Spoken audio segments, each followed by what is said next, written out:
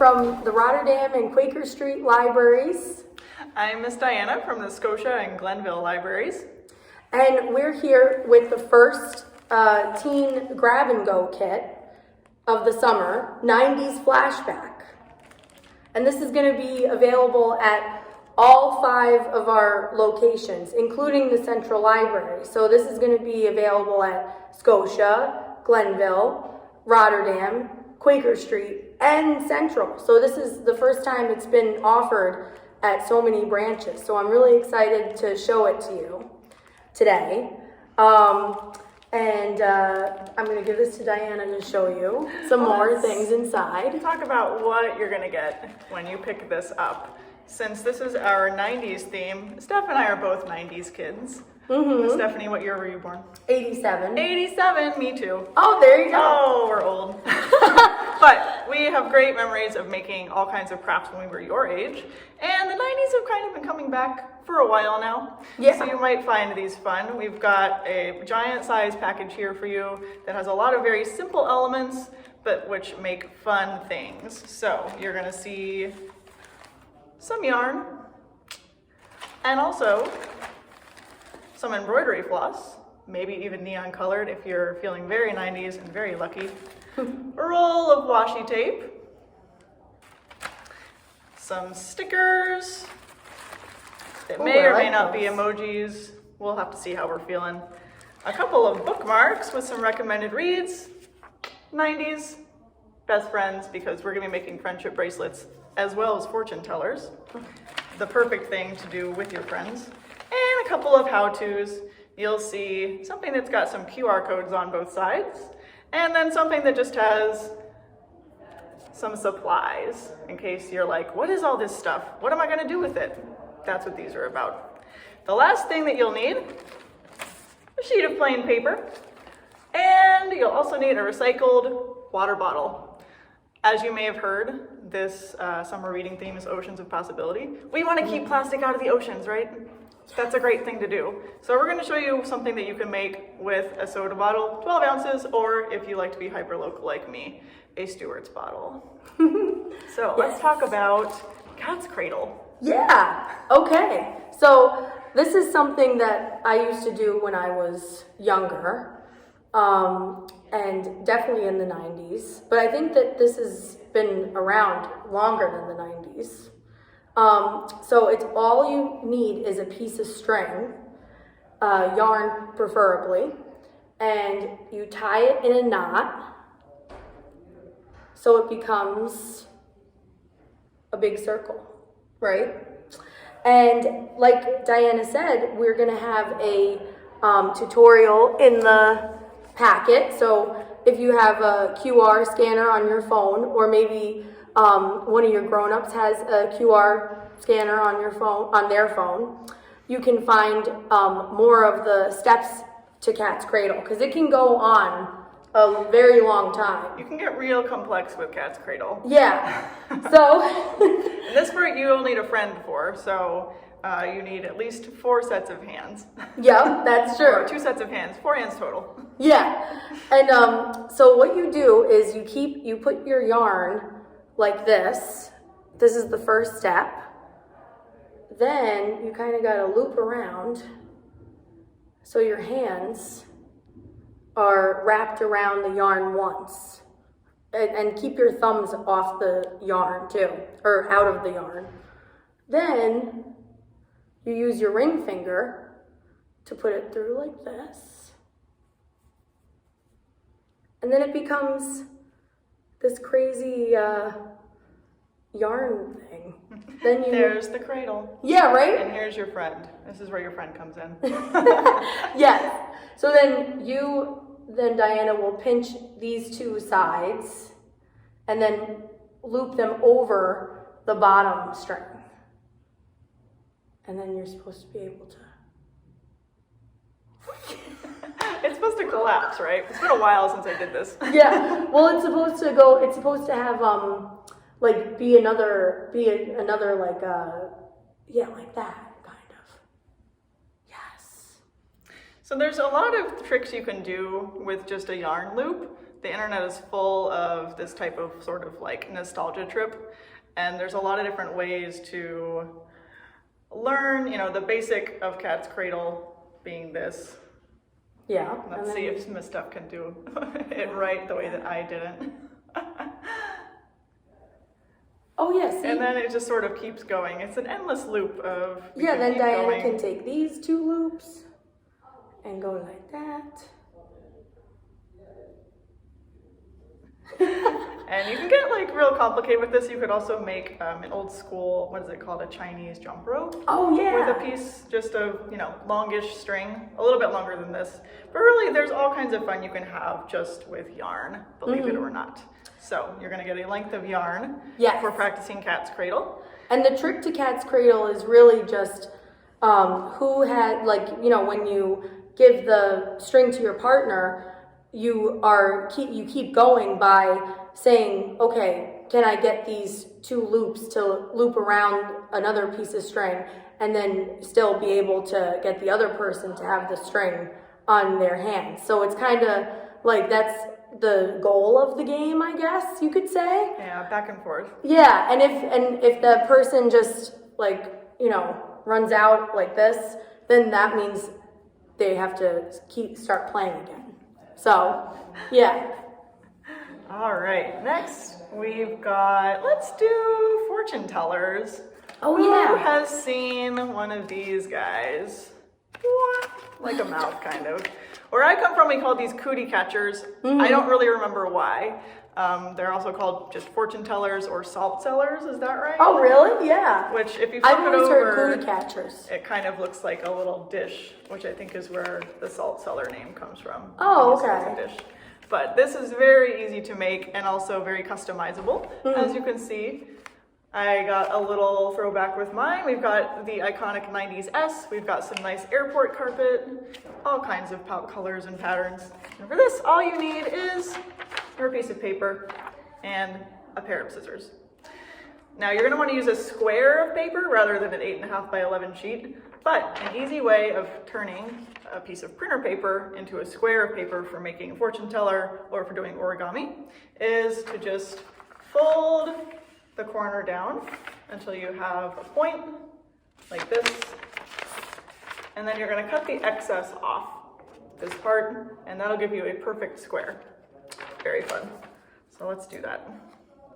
This is a handy trick in case you're ever bored at work. Not that I would ever know anything about that. Then you can just make origami to your heart's content. So we've already got one fold, and then we're going to fold it again every way you can fold a piece of paper, end to end, and then up and down, longwise, and then one more time in the other direction, longwise. So you'll have kind of a starburst pattern here. Then you're just going to start folding each of these into the middle. You've got triangles, and you're going to fold them down into the middle on each side, just like that. You're going to do each of these.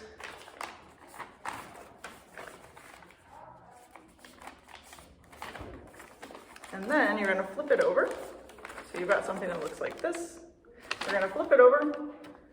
And we're going to do the same thing. You're going to fold each of those down into the middle.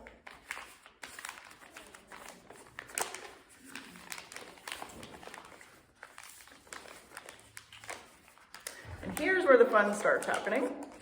Once you've got yours folded, then you're going to customize. You're going to want to use colors. 4 colors, 1, 2, 3, 4. You can either color things in solid, you could write the color names on, purple, red, you can do patterns like I did, as long as they're different colors. And then, once that's done, you are gonna flip it over to the side that has the thin flaps, and you're gonna write numbers on each of the segments of the diamond. And so you'll see that it looks like this. You've got 1, 2, 3, 4, 5, 6, 7, 8. Once that's done, kind of fold it inside a little bit and toward itself in half. This will make it easier to pop each of the sections out. Just sort of tighten everything up. And then your fingers are gonna go underneath the sides that have the numbers on them. And they just go in like this. And you'll see that it has formed a little mouth. Yeah. It might be a little bit stiff. Yeah, you have to. You can work it a little work bit it to out, make sure yeah. that it'll actually let you tell somebody's fortune. So, Yeah. in order to use one of these, Miss Steph, pick a color. Okay. Yellow. Yellow. We're gonna spell out YELLOW and pick a number. 3. We're gonna count out 1, 2, 3 and pick a number. 2. 2. Let's see, what is under flap number 2? Avoid cheese tomorrow. Well, that's going to be really hard for me because I love cheese. That's a terrible fortune.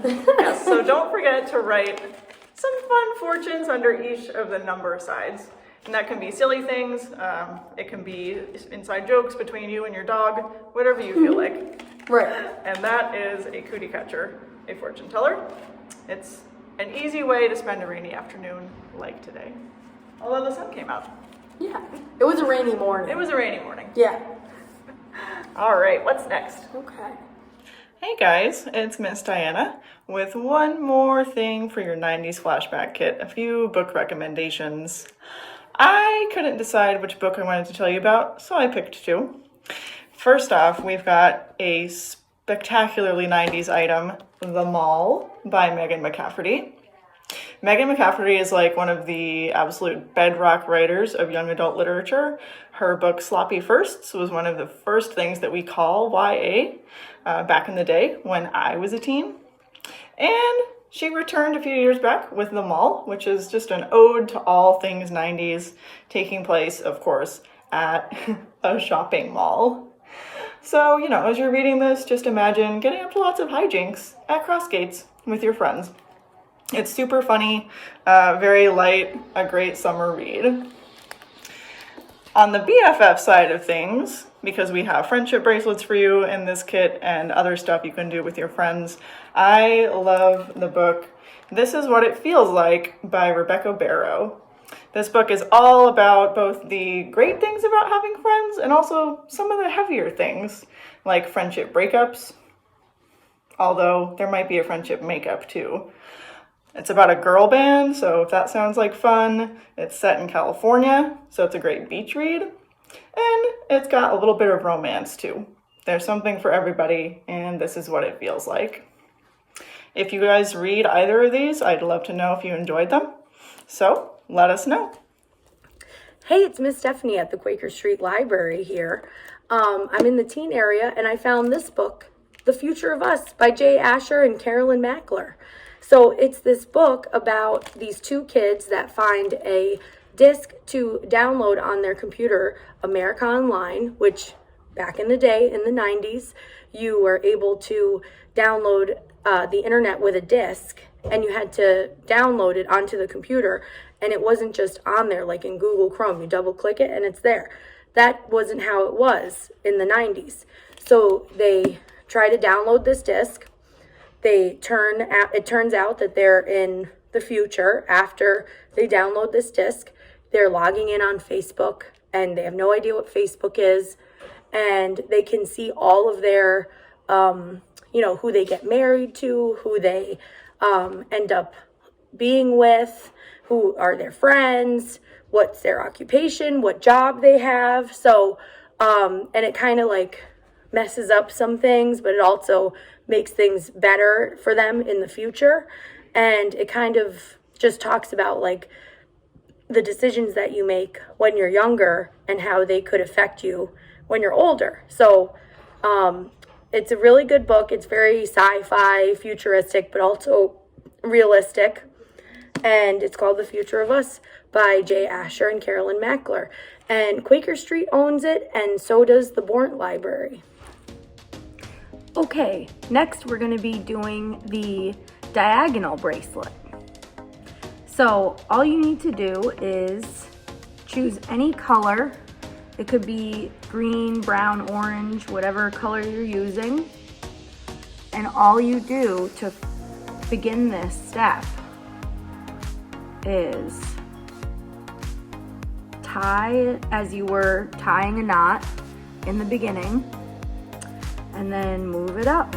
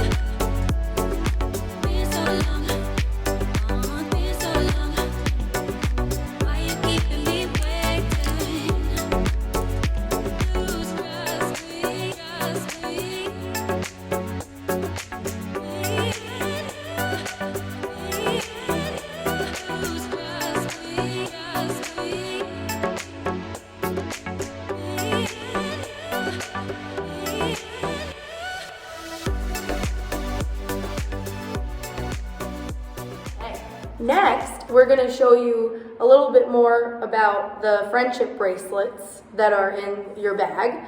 And Miss Diana is going to show you how to cut the plastic bottle with for our bracelet. And if anyone remembers what a slap bracelet is, it's kind of the same idea. It just doesn't slap. But it does have still a nice snap to it. Yeah, it has a nice snap to it. I like to fiddle with things, and so this is a really nice fiddle bracelet, I will say. Yeah. And it does have, it's very curly, as we'll see in just a minute from what we're making it out of. You won't be able to whack your friends with it, but that's probably nicer anyway. Yeah, and this is what you'll use the washing tape for too. Now, I was going to ask Diana actually, what was your favorite 90s show growing up? Oh boy, well, I have my Reading Rainbow pin on today. Reading Rainbow turned me into the librarian that I am, for sure. I also watched a lot of Wishbone, surprising no one. Oh, I love Wishbone, yes. And I really liked the precursor to Wild Kratts, which was Kratts Creatures. Oh, okay. I'm not sure if you remember that one. No, I don't think so. And then Hey Arnold. Oh yeah, Hey Arnold was awesome. I was going to say some of my favorites include, of course, Full House. Because iconic choice. Yes, I was a TGIF kid. There was a lot of shows on Friday night for some reason on ABC, and they would have this thing called TGIF, and it would be like 4 or 5 shows in one shot. And Full House was one of them, so I was really into those shows. And of course, one of the kids' names was Stephanie. So, that's right. You know, I was really into that, having my namesake. And then another show is Blossom that I really liked. The bucket hat is back with a vengeance. Exactly. Which, that is a Blossom feature for sure. Yes, and I loved her style, and it kind of made me into, you know, the person I am and how I dress today. Like her and Clarissa, definitely. Clarissa explains it all. Explains it all. Yeah, that was a really good show too. And also, I was gonna say Pepper Ann. In terms I of never got cartoons. into Pepper Ann. No, oh man. But yeah, it's never too late. I'm sure I can get into it now. yeah, it's on Disney Plus. Yeah, it's about this girl who is 12 years old, and she's kind of a nerd, and she's kind of into, you know, reading and video games and all the kind of cool stuff that Diana and I'm sure were into and still are into. But yeah, so those are some 90s shows to check out, just to put that in there. And you know, the friendship bracelet is something that's really fun to make, but it's very repetitive. So watching a TV show at the same time, yeah, perfect way, you know, to sort of combo that. And a 90s show with a 90s craft is, you know, it's two great flavors that taste great together. Yeah, you can't go wrong with that. So first I was just going to show you a little bit of how, you know, to start a friendship bracelet. There's tons of ways though to do it. I mean, even we have those tutorials in the bag for you that you can scan on with your QR code on your phone. But this is just another way that I've done it before. And me and Diana were just talking about hair wrapping, which was another thing that was... I had long hair when I was a kid, and I definitely wrapped embroidery floss in it every summer because I wasn't allowed to do it during school time. Only during summer. Me too, actually, I'm pretty sure. But yeah, like there was this thing that in the 90s kids would do where you would tie a piece of embroidery thread in your hair, like as close to the root as you could get it, and you would do this thing where you just get one piece of string and you put it over the hair or the other strings and just go like that. And then after you keep wrapping it, it becomes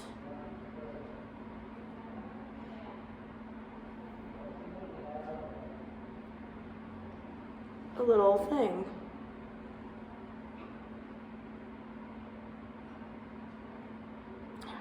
They did look really cool. It's almost like a tube of, you know, embroidery floss tends to be really glossy. And you could do different colors. You know, if you ran out of blue, then you could start it up again if your hair was long enough to do multiple colors. Yeah. As you can see there, it makes a very nice, tactile, thick sort of tube around your hair. Yeah.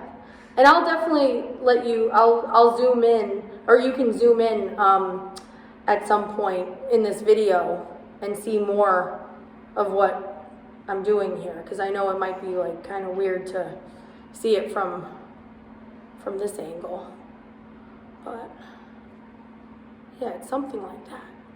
And then also, there's also braiding. You can also braid it, so I would just use... Oh, thank you. Yeah, that's the thing. If you don't have a friend to hold the end of your friendship bracelet in the making, you can like wedge it under your knee. You can tape it to your leg, which I think I recall doing quite often when I was a kid. I definitely did that a lot. Basically, you just want it to stay in place so that you can manipulate the floss because it's going to be a little bit long. Yeah, or like tape it on not a library book, but a book. Yeah, or your desk. Yeah. Your sibling, if they're sitting next to you and they're able to keep still, anything really like that is fine. Right. Okay, so yeah, this is just a little bit of how it looks. Right there. Yeah. And again, I'll zoom in on how some of them look later. So.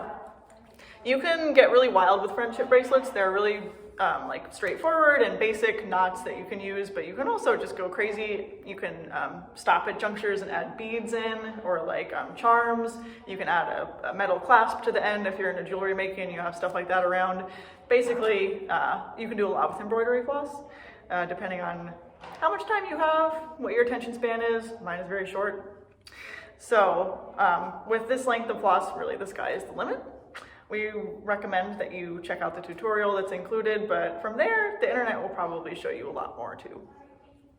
So finally, we're going to make a snappy plastic recycled bracelet. And for this, a bottle is not included in your kit here, but you've probably got a soda bottle or a Stewart's seltzer bottle, in my case, lying around. And for this, you're going to need a pair of scissors, and you might want to ask the grown-up in your life for an X-Acto knife also, to make it easier to make a cut. So you're going to make, you can see this is where the label was on the bottle, and you're going to make one cut right up here, and then one right down here. And this is where the X-Acto works a little bit better than scissors, just because it's sharper. And we really only need a little bit of a cut that'll let you start cutting with the scissors, because basically we're just gonna cut out the middle of this.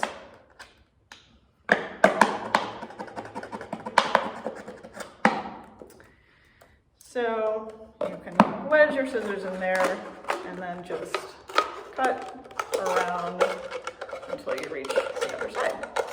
And then we'll cut off the top and the bottom. And as you will note, you've now got a bottle middle, a bottle top, and a bottle bottom.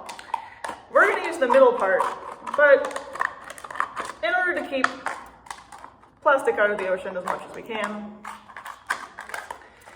you can also do things with these parts. You can plant something if you want. You could decoupage this and then you have a little trinket dish maybe. Could happen. Here, it's a funnel. I mean, that is just straight up a funnel. If you need a funnel for your science projects, if you're like a mad scientist or whatever, now you got one. So we've got our bottle middle, and right now it's like a cuff, right? So, fun fact, if you're gonna come to Comic-Con in a few weekends, Oh yeah, and you wanna make some bullet bracelets for your Wonder Woman outfit, this is a really easy way of doing that. July 9th. Or, because it's pretty thick, you can cut it in half, and then cut it in half again. And that'll make something that's a little more bracelet sized for whatever, whatever thickness you want pretty much. So you're gonna end up with a curly piece of plastic. And you can see that mine, I used some washi tape for, I used some Sharpies, and I left some of it clear because I kind of like the effect of how it looks on my wrist, that you can kind of see through it. Yeah, that does look cool. In your bag, you've got a roll of washi tape. You also have some stickers.